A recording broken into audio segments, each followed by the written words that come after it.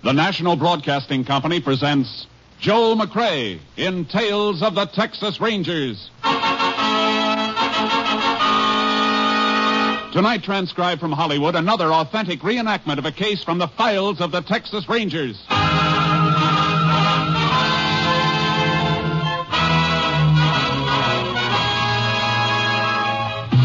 Tales of the Texas Rangers, starring Joel McCrea as Ranger Jace Pearson.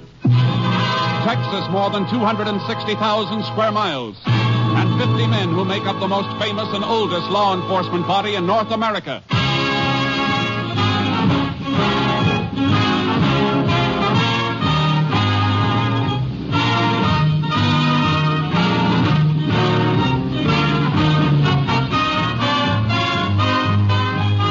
Now, from the files of the Texas Rangers come these stories based on fact. Only names, dates, and places are fictitious for obvious reasons. The events themselves are a matter of record.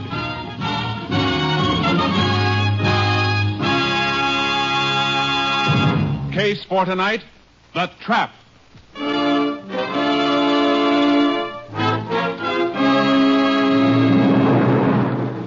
It is 1:10 a.m., May 17th, 1948. The highway across a barren and thinly populated portion of West Texas is deserted, except for a truck and trailer pushing steadily westward toward El Paso. Boy, that nap felt good. You sure were snoring. I could barely hear the motor. How long without sleep? Since 8 o'clock last night. Almost 1 a.m. now. How we doing? We'll be in El Paso by 6. We're right on schedule. You want me to take the wheel? No. Wait till we gas up at Frito Junction. It's only another 50 miles. Okay. I sure will be glad to get home and see my wife. You called a long distance when we stopped for supper. Yeah, but I'm not an old-timer like you. This is our first baby we're expecting. You already got 4. Ah, don't let me kid you, Sims. You feel the same way about all of them, no matter how many you have. What are you hoping for? Oh, just a healthy kid, I guess, that's all. Although I'd kind of like a little girl. You get one, you'll have a real picnic. Girls are born smarter than we are. My youngest one, she can work me over for anything she wants faster than a quarter horse can get moving. You don't look like you're feeling any pain from it, Grover. I ain't. It's a big kick, getting them things they want.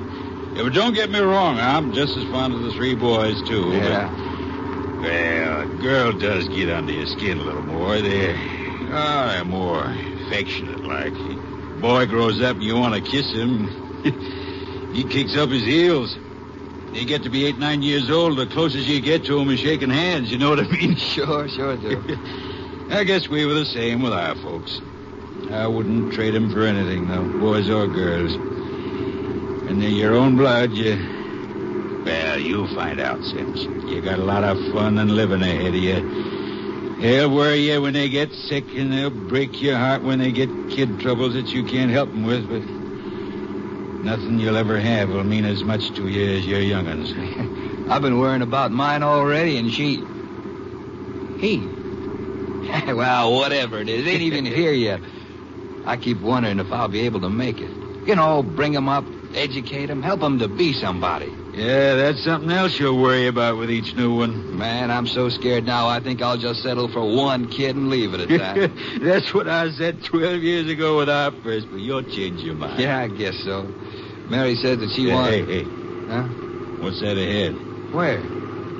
Oh, somebody waving a red lantern. We must be coming to that narrow bridge over Lannon's Creek. You suppose it's been washed out again by a flash flood? Yeah, could be, although it don't look like there's been any rain here since we started the haul east 4 days ago. Just the same, they got it blocked. Yeah. Look, Grover, they put up a detour sign. Yeah, probably wants us to go the left end of the old road. No, sign points to the right, and the fellow with the lantern is waving us that way.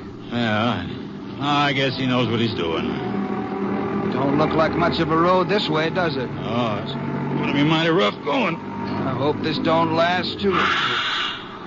Hey, this ain't even a road. Oh, it's just a little dead-end turnoff. That guy must have been crazy sending us in here. Backing this rig out is sure going to be a job. Ah, what a dumb trick. I'm going to walk back and ask him what in the name of blazes made him turn us off this way. I'll come with you.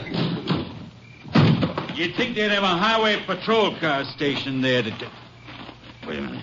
What's the matter? Look by the road. Guy with the lamp is moving that detour sign. Get back in the truck, quick. What is it, Grover? What's wrong? Looks like a hijack. Get her rolling backwards and don't mind what you hit. Just keep going. Grover! Hey, don't shoot anymore! Don't shoot, he's hurt. You can take you. I said you could take everything.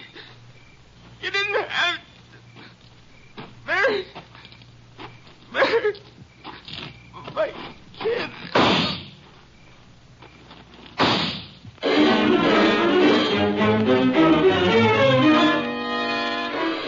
At 9 p.m. the following night, the bodies of Warren Grover and Luther Sims were discovered, and the sheriff notified. He called for help from the Texas Rangers. Ranger Jace Pearson was assigned. Here are the bodies, Jace. Must have been dragged into the brush when the truck was stolen. Lucky thing Mr. Archer here found them. Mighty lucky. Could have been here for days. How'd you happen to come across them, Mr. Archer? Well, it weren't me. One of my kids found them. We pulled off the highway fixing to make camp for the night. Boy was gathering wood for the fire. Then out he yelped and come legging out of here like a scared jackrabbit. You make a habit of camping out at night with your family? Ain't nothing much a man can do about it when he ain't working. Them motels and places cost money. Where do you come from? Up Arkansas way, we're heading for California. Migratory workers, huh? You can talk to his family later if you want, Jace. I let Archer pull his car into a clearing up the highway about 200 yards the other side of the bridge. I didn't want to keep the kids around here. If you ain't got nothing else to ask me, I'd like to get back to 'em. My wife's plumb shaky. All right, go ahead. But when you get to the car, stay put. I ain't got no place special to go. Thank you. You got a flashlight, Jace? Mine's about to peter out. Yeah. There, you can give your batteries a rest. You say they were due in El Paso at 6 this morning, huh? Yep, was on schedule, too, until they got here, I reckon. Made their supper stop on time last night. The company checked back. When'd you get the request to look for the truck? Got the description and license number early this afternoon when they was overdue and nobody'd heard from them. The company figured if they'd had a breakdown, they'd have called in. According to their schedule, they should have reached this spot a little after midnight last night. And whoever took that truck had plenty of time to get a long ways from here with it before sunup. Not much chance of anybody spotting them. That's right. We better take a look around. I've been all over the ground between here and the highway, but I guess it won't hurt to look again. The condition my light was in, I might have missed something. I can show you where they were when they dropped. Bloodstains on the ground out here. Yeah, I saw them. Right where the truck was.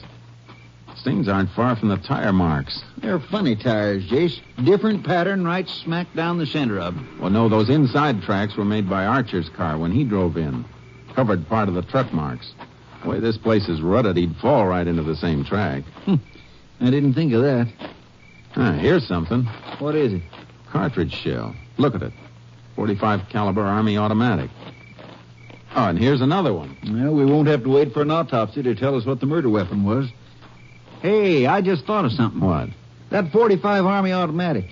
There's an Army camp about 40 miles further on, just 10 miles this side of Frito Junction. I'm afraid that won't help us, Sheriff. Number marking on these shells is a 17. That's the old 1917 ammunition series, World War I. No camp would be using ammo that old. Too bad. I thought for a minute we might have a fast lead. You arranged to have the bodies moved? Yep, sent my deputy to town for an undertaker. Good. Let's walk out to Archer's car, talk to his wife and kids. There's one thing I don't understand, Jace. Why did they pull their truck off the road? A trucker riding alone might do it to grab some sleep, but not a scheduled rig with two drivers. I can't figure that either. Archer's car's up this way, other side of the bridge. Might as well leave your car right where it is. Not much of a walk. Sure. Hold it, Sheriff. What is it? This mark just off the road shoulder here. Sort of a circle in the dirt. Yeah. And whatever made the circle was wet and kind of oily. What do you suppose made it? What would make an oily, round impression that size? Oh, I don't know. Unless maybe it was a lantern. That's what it was, all right. And here's something else. 4 small rectangular marks in the earth. Base of each mark about 2 by 4. Well, I can't figure that. Unless somebody had a table out here. I don't think it was a table. Another thing that would make 4 marks spaced like that's a wooden sawhorse. Say, did this bridge ever wash out? Sometimes, when there's a flash flood. Hey, I see what you're aiming at. When there is a flood, Highway Patrol sets up a detour sign. Sends traffic through that road over across the highway. When'd that happen last? Oh, not in a couple of months. Now, these marks aren't that old. Somebody detoured that truck into the dead-end road on this side. Lantern and Sawhorse were setting here until they were moved onto the road to set up a block. They must have had that particular truck pegged then. Came through at a time when there isn't much traffic between the last town to the east and Frito Junction. Come on, let's talk to Archer. You got a list of the cargo the truck was carrying? Told my deputy to wire a request for it after we found the truck had been stolen. It'll come through to my office. Good, because we'll have to track this down through cargo. I got a hunch that the truck has been emptied and ditched by now.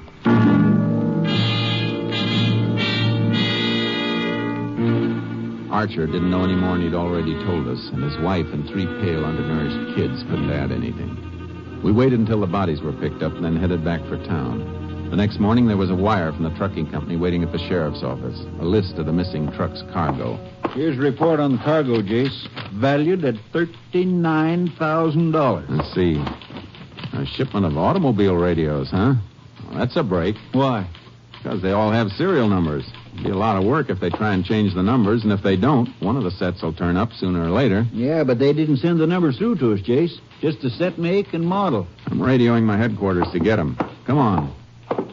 Austin can contact the manufacturer and have him send a complete list of the serials through. Then they can distribute the list to all law enforcement agencies on a statewide bulletin. We don't stand much chance of cracking this if we have to wait for a hot car radio to turn up. Don't worry. We're not going to wait. We got plenty of other things to do. How many deputies you got handy? 3. How about sending them back along the highway? We know where Grover and Sims made their supper stop. I'd like to find out if they made any stops after that, before they were killed. Good idea. As a matter of fact, whoever stole the truck may have turned it around and headed back that way. Killers may have been spotted. It's a chance. On the other hand, maybe I ought to send one man toward Frito Junction in El Paso, just in case the truck kept heading west. Never mind. I'll handle that part of it myself. I'm heading for Frito Junction as soon as I can make that radio call.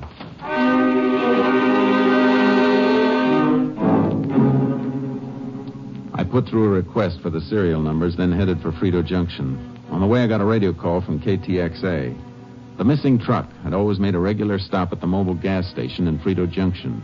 When I got to the station, I sent for the man who'd been on duty the night the truck was hijacked. Yep, I was on duty night before last, Ranger, but Grover and Sims didn't stop here. I know they didn't. They never got this far. What I want to know is, did you see their truck? The station's right at the crossroads. If the truck came through with somebody else driving it, there's a chance you might have seen it. Ranger, I'd like to help you, but, well, there ain't much business during the night, even though the boss does keep the place open as an accommodation of truckers. I usually stretch out on a cot in the office. If a truck stops, I get up. If it don't, I just hear it go past. Any other stations around here open at night? Nope. The truck Grover and Sims were driving always stopped here, didn't it? Yep. Company they drove for has a credit account here. They haul between El Paso and Houston. Well, their tanks are always just about dry when they hit here on the return haul from Houston. I see. You mean the truck would be too low on gas to go much further than this without filling up, providing it came this way? That's right. Thanks. That's a big help. You're welcome, Ranger. Wish I could help more. Grover and Sims were pretty nice guys. That's the trouble with a killing. The wrong people usually get killed. It sounds like you got an impatient customer out there. Yep, one of the soldiers from Camp Boulder. Boys are busy on the pumps. I might as well help him. Hey, he's got the drive blocked. I'll ask him to back up so you can get your car and trailer out. It's all right. He doesn't seem to want gas. May want directions to someplace. Hey, you got a shop here? Yeah, but you have to pull around the back. You're blocking the ranger's car. Oh, I'm sorry. That's okay. Just want to make sure you can help me. Doesn't seem to be much wrong with that motor. There isn't anything wrong with it. It's in top shape. And what do you want to put it in the shop for? Got a new radio. Thought you might be able to install it for me.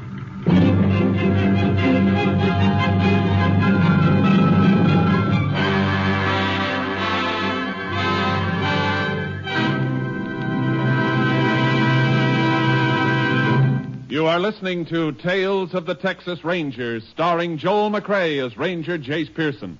We continue now with tonight's case, The Trap, an authentic story from the files of the Texas Rangers.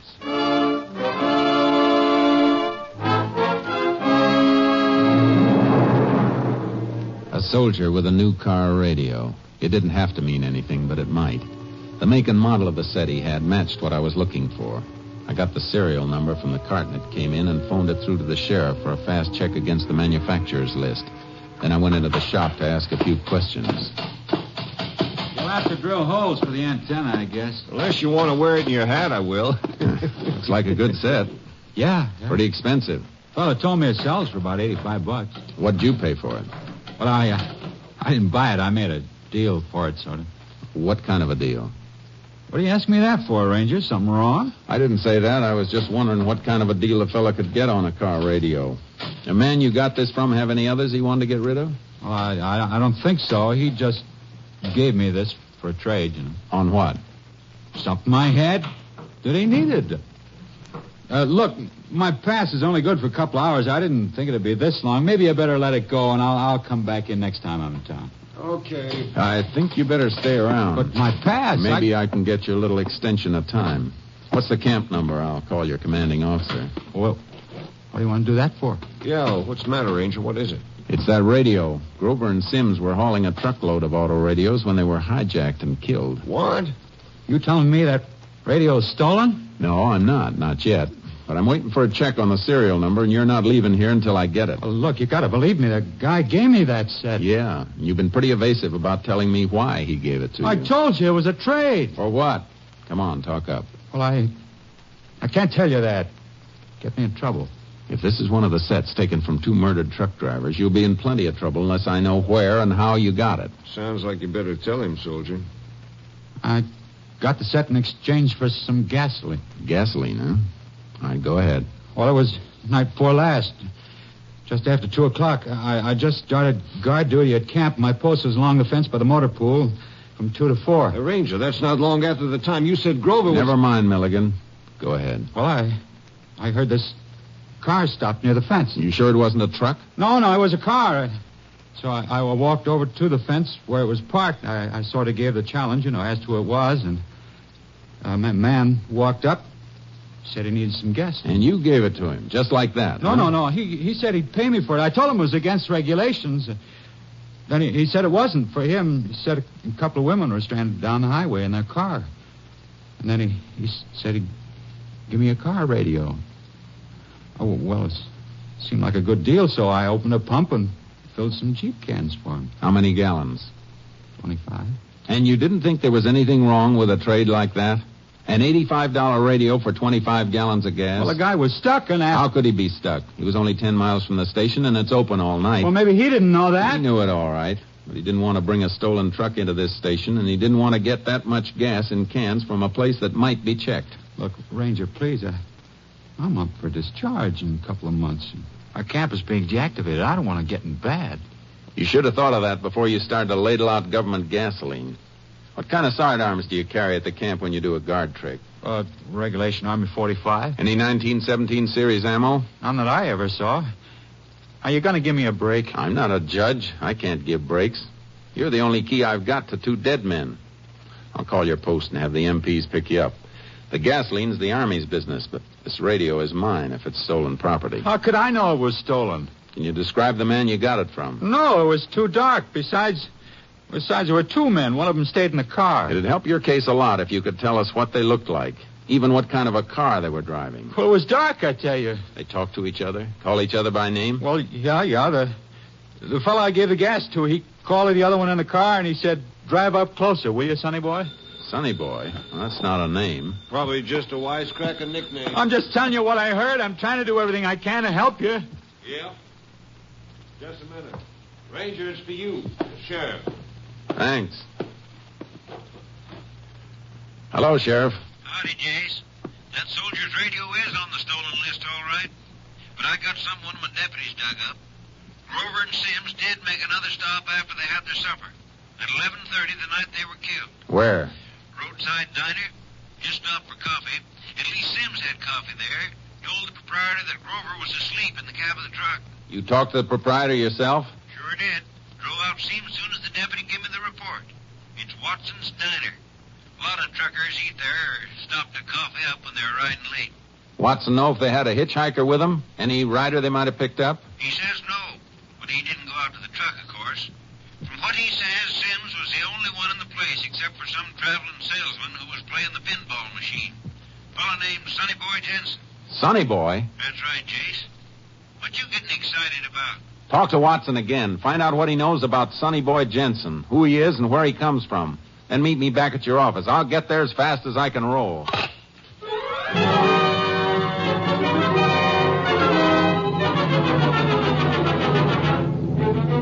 The army camp was on my way, so I took the soldier with me and turned him over to the camp authorities to be held. I kept a lead foot on the gas pedal as I drove past the bridge and the side road where the truckers had been hijacked and slain. It took me almost 2 hours to reach the county seat. The sheriff was standing in front of his office as I drove up. Inform KTXA of any change in location. We'll keep in touch with you. Howdy, Jace. Howdy. What'd you get? Something that might fit.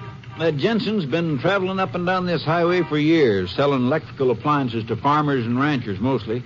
Men like that would have a good market for car radios once that shipment cooled off. He could be our boy, all right. You get any line on where he comes from? Works out of El Paso mostly, but his home's a small ranch about 150 miles southwest of Frito. Sonny Boy Jensen can't be his real name. No, it's Bertram Jensen. They just call him Sonny Boy. Watson said he left the diner about 5 minutes after Sims and Grover pulled out. Probably passed him on the highway. Had them all staked out and set up that roadblock. You better climb in. Carry out your instructions. Back to El Paso. Going to El Paso? No, I'll turn south out of Frito and head for Jensen's ranch. I don't think he'd take that hot merchandise into El Paso. Even if he got there before daylight, he'd run into some traffic, and that's the trucking company's home base. He'd be taking a chance on loading any place in the city. I see what you mean. You better check on him while we're rolling. Unit 10 to KTXA. Unit 10 to KTXA. KTXA. Go ahead, Unit 10. This unit en route to Jensen Ranch near County Line, 150 miles southwest of Frito Junction. 10-4. Request check on subject Bertram Jensen, alias Sonny Boy Jensen, El Paso appliance dealer and owner of ranch this unit is headed toward. 10-4. Unit 10, clear. KTXA, Austin. I've been thinking, Jace. This couldn't have been a one-man job.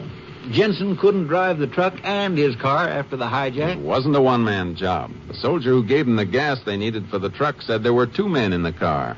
2 men with a bad murder rap hanging over them are liable to fight, Jace. They sure are, Sheriff. Better take the safety off your gun right now. There mightn't be time later.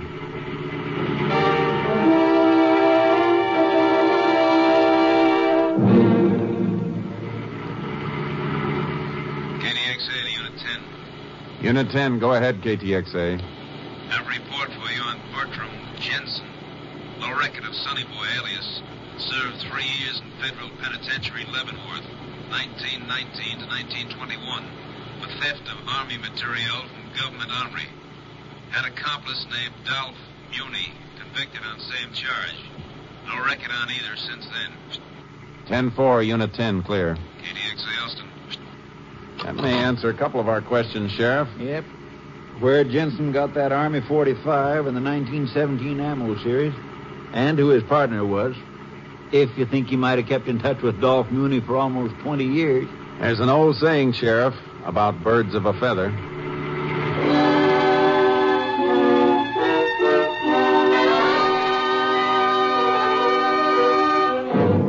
It was after dark when we reached the Jensen Ranch.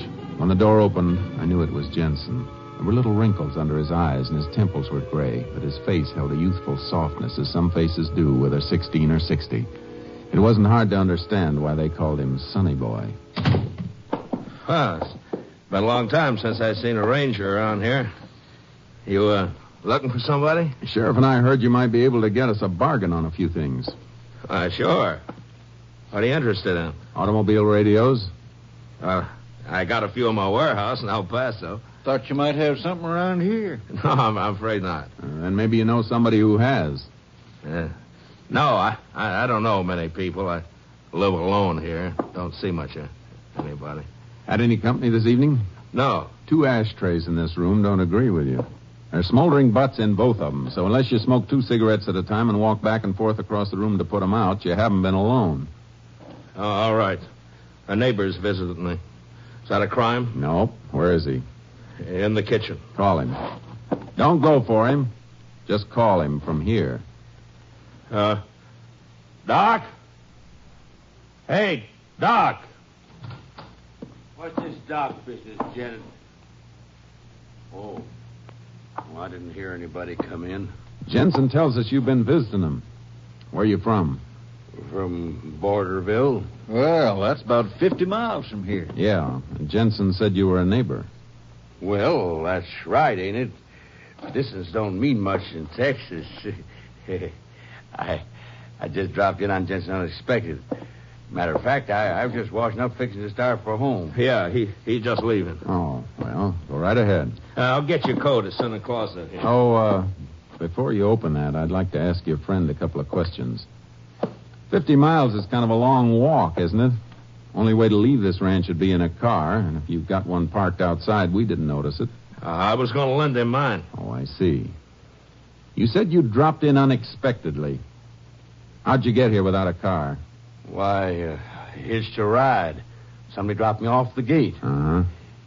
If you got nothing else to ask me, I'd like to be going. Yeah, imagine you would, but I'm not quite finished.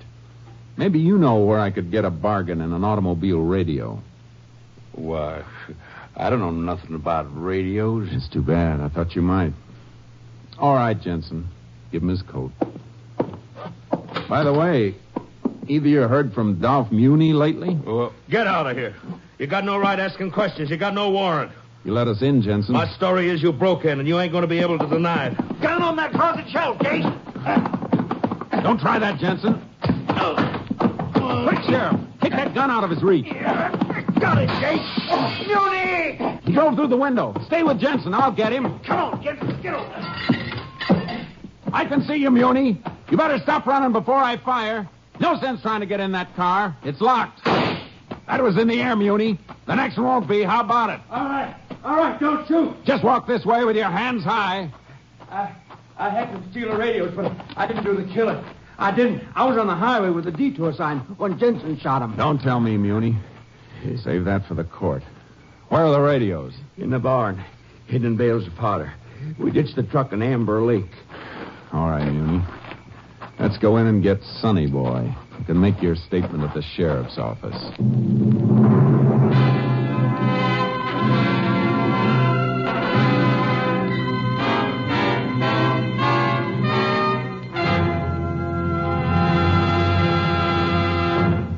Bertram Sonny Boy Jensen and Dolph Muni were found guilty of the hijacked murder of truck drivers Warren Grover and Luther Sims.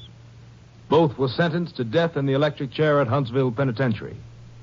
Each of the convicted men made an appeal for clemency, and in January of 1949, the sentence of Dolph Muni was commuted to life imprisonment. But the petition of Sonny Boy Jensen was denied, and on the morning of February 19th, 1949, he was executed.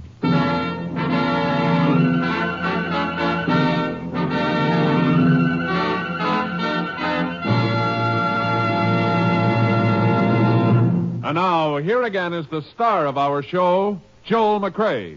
Folks, we want to thank you for the wonderful letters you've been sending to us and the warm and friendly interest you've always shown toward our show. A lot of you have asked the question, what's the title of the theme music heard on Tales of the Texas Rangers? The music you hear at the opening and closing of our show is the Texas Ranger Song, written by Sam Coslow and Harry Bain, and is arranged by Robert Armbruster, the conductor of the NBC Orchestra. We're glad to know that so many of you like it. We do, too. And so, Mr. Armbruster, the Texas Ranger Song, if you please.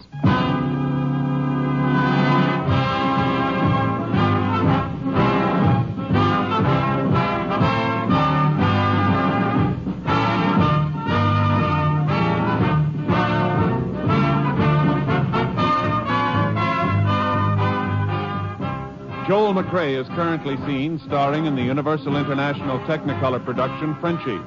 Tonight's cast included Tony Barrett, Whitfield Connor, Herb Ellis, Parley Bear, Wilms Herbert, Paul Dauboff, and Bill Conrad. This story was transcribed and adapted by Joel Murcutt, and the program was produced and directed by Stacy Keach. Hal Gibney speaking.